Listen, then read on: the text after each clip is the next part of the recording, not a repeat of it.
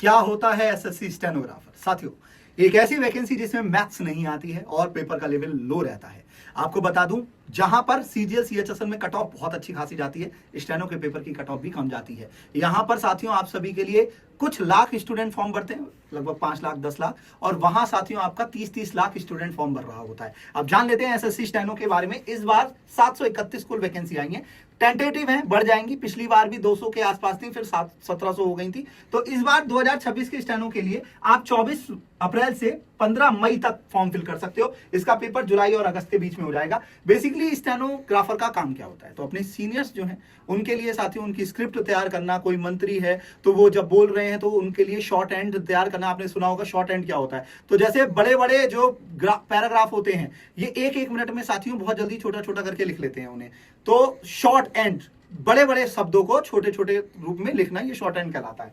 इनमें साथियों प्रेस जो स्पीच होती है वो तैयार करना, आप सभी को जो रिकॉर्ड्स है वो बनाए रखना, साथ ही साथ अपने सीनियर्स को असिस्ट करने का काम, डेटा एंट्री का काम सब स्टेनो का होता है। इसके बाद में बात करते हैं सर इस बार क्या एज लिमिट है और एजुकेशनल क्राइटेरिया की बात करते हैं। तो केवल 12th पास आपको मांगा जाता है।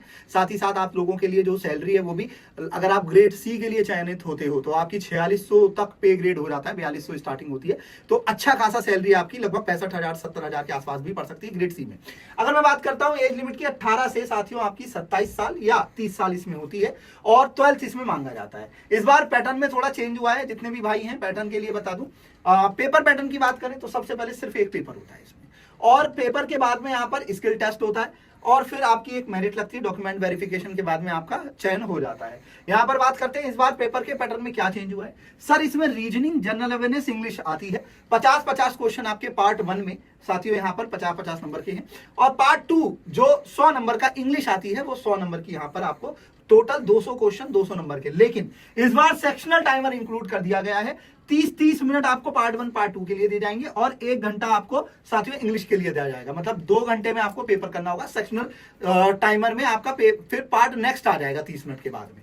इसके बाद में बात करते हैं सर ग्रेड सी और ग्रेड डी क्या होता है। तो ग्रेड सी और ग्रेड डी की बता दूं, ग्रेड सी में जब आपके नंबर एक ही पेपर होगा, इन दोनों का नंबर अच्छे होंगे तो ग्रेड सी के लिए बुलाया जाएगा। 100 वर्ड पर मिनट का आपको शॉर्ट हैंड करना होगा। ग्रेड डी में आप सभी के लिए साथियों 80 वर्ड पर मिनट में आपका चयन हो जाएगा। और डिपार्टमेंट आप देख पा रहे हो, ग्रेड सी में सैलरी ज्यादा होती है, ग्रेड डी में सैलरी कम होती है।